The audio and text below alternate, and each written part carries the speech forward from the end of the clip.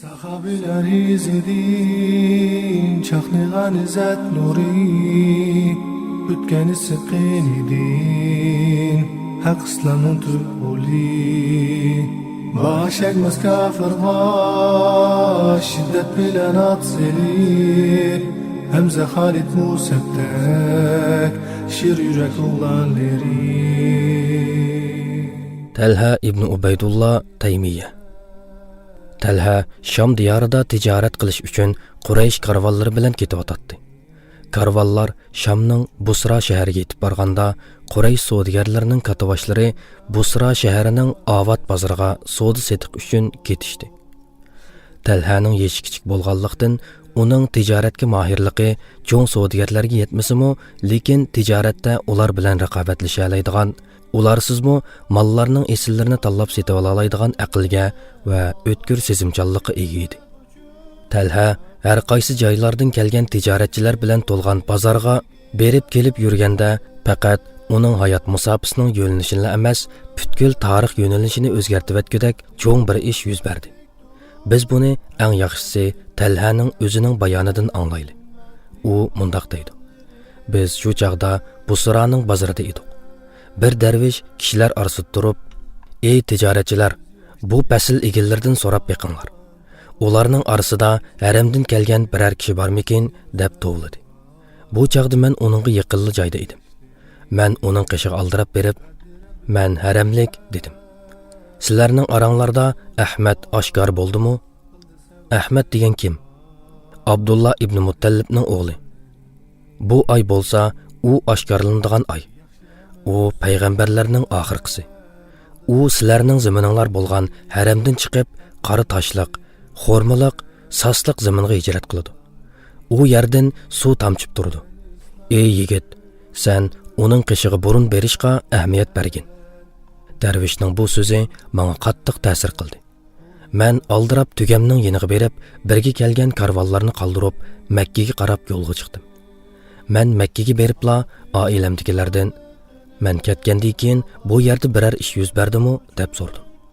Shundaq Muhammad ibn Abdullah ibn Muttalib bosh ko'tarib chiqib, o'zini payg'ambar deb atadi. Abu Quhafaning o'g'li Abu Bakri uningga ergashdi, deyishdi. Men Abu Quhafaning o'g'lini tanitdim. U muloyim va suyumlik, kishilarga yumshoq muomala qiladigan odam edi. U ham axloqliq, durust, yetilgan savdogar bo'lib, biz uning bilan chiqishib o'tdik. U Qurayshlarga oid xabarlarni bilganligi va ularning nasabini esida saqlaganligi uchun biz uning so'rinini yaxshi ko'ratdik. Men darhol uning qishig'i berib, Muhammad ibn Abdullahning payg'ambarlikni oshkorlaganligi va sening ergashganliging to'g'risidagi xabar rostmi deb so'radim. U shundoq, u meni dinga qiziqtirishga boshladi, dedi. Men uningga elqi darvishning deganlarini so'zlab berdim.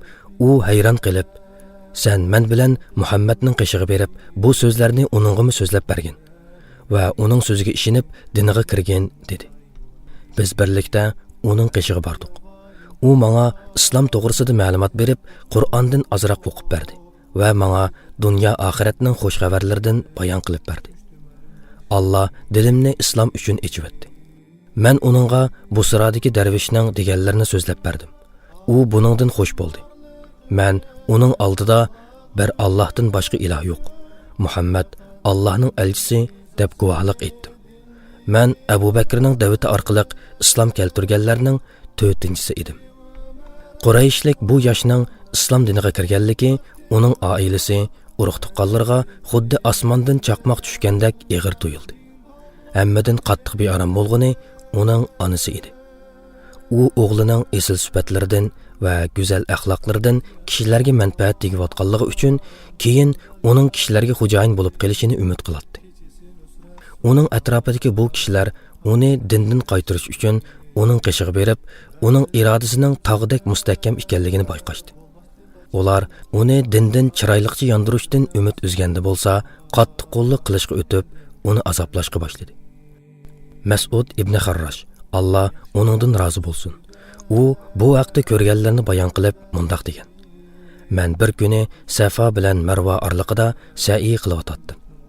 Bir to'p kishilarning bir yosh yigitning orqasidan ergishib olganligini u yigitning qo'llari dumbisiga qayirib bog'langanligini, kishilar uni hadab ittirib orqasidan so'kuldishib yugurishayotganligini, boshlariga urayotganligini ko'rdim.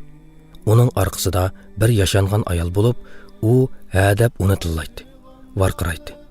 Men u kishilardan bu yigit nima ish qilgan ekan deb so'radim. Ular bu bo'lsa Talha. U o'z dinini tashlab Bani Hashimlik balaga agishibdi deyishdi. Undaqda avu yashangan ayol kim deb so'radim. U ayol bu yigitning onasi, Azzamning qizi Saiya deyishdi. Qurayshliklarning yo'lvisi deb nom olgan Nufayl ibn Huvaylid Talhani bog'ladi. Abu Bakrnimi uningga chetib bog'lab, bu ikkisini Qurayshliklarning ahmoqlarining qattiq jazolashi uchun topshirdi. Shuningdan keyin bu ikkisi bir juplar deb atiladigan bo'ldi. Vaqtning o'tishiga agishib, o'xshamagan voqealar orqa-orqadan yuz berishga, Talhamu pishib yetilishga boshladi. Uning Alloh yo'lida sinalgan sinoqlarining salmoqi eg'irlashishga boshladi. Bu jarayonda uning islomga va musulmonlarga yetadigan manfaatimi zo'rayib, hatto oxirida musulmonlar tarafidan tirik shahid deb atiladigan sharafli nomga ega bo'ldi. Payg'ambar alayhisalom uni yaxshi Talha, Sehi Talha, Mard Talha deb chaqirdi. Uning bundoq deb chaqirilishiga sabab bo'lgan bir-biridan go'zal va ta'sirli hikoyalar bor edi. Endi biz uning tafsilotlariga nazar solaylik. Uning tirik shahid deb atilishining sababi mundaq. Uhud kuni musulmonlar Payg'ambar alayhisalomning atrofidan chekinib ketganda, Payg'ambar alayhisalomning qishida ansorlardan 10 kishi va muhojirlardan Talhadan boshqa hech kim qolmagan edi. Payg'ambar alayhisalom bu kishilar bilan hujumdan mudofialangan holda taqqa o'rlayotdi. Bir turkum mushriklar bo'lsa, Payg'ambar alayhisalomni o'ldirish uchun iz besib qo'g'lab chiqyotdi.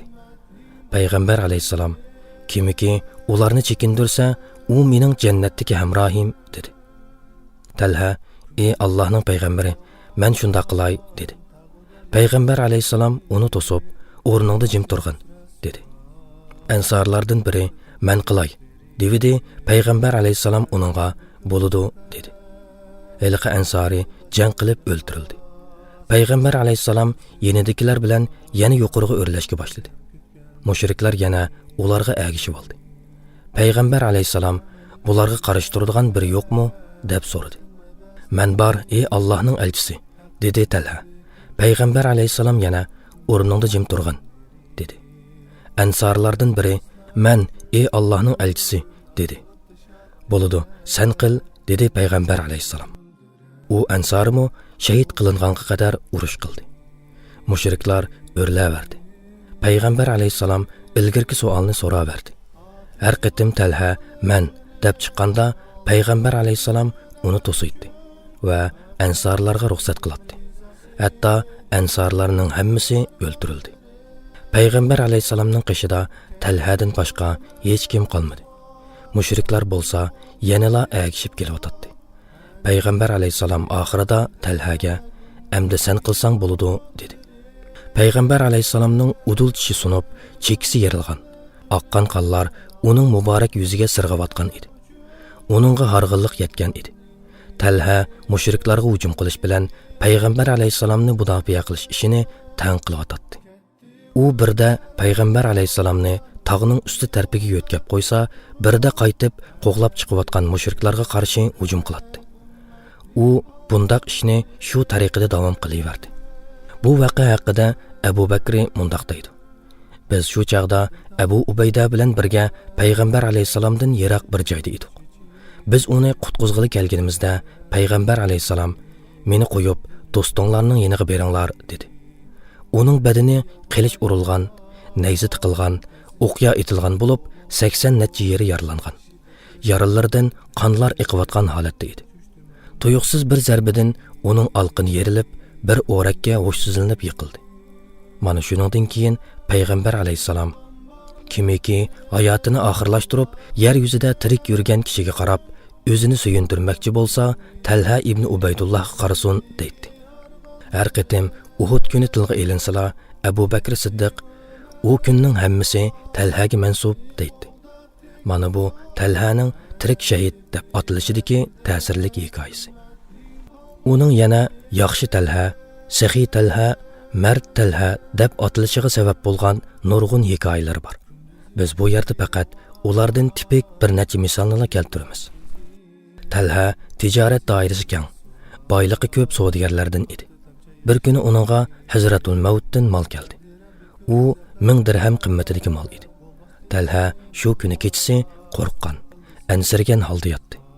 Uning qishig'a Abu Bakrning qizi Ummu Kulsum kirib, "Ey Muhammadning otasi, sizga nima bo'ldi? Biz sizni ranjitdikmi ya?" dedi.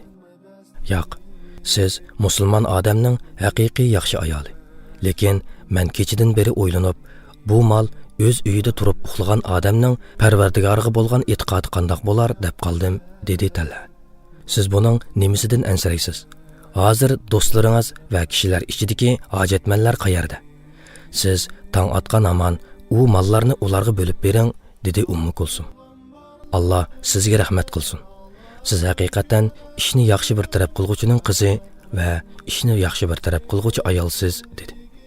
Tong otganda u mollarni hamyon tovoqlarda muhojir va ansorlardan bo'lgan hojatmanlarga bo'lib berdi.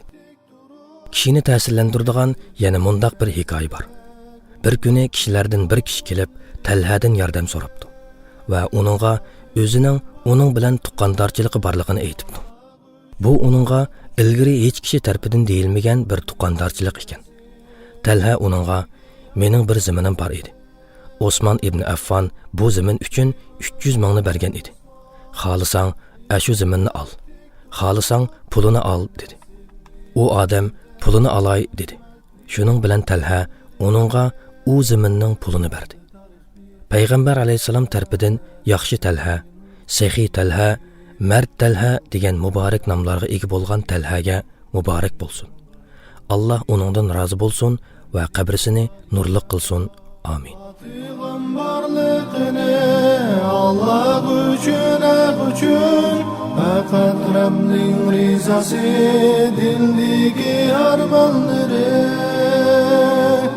ketdi Umar Usmon nahdi qo'lda tek turib Anas ibn Nazirda ummatning polvonlari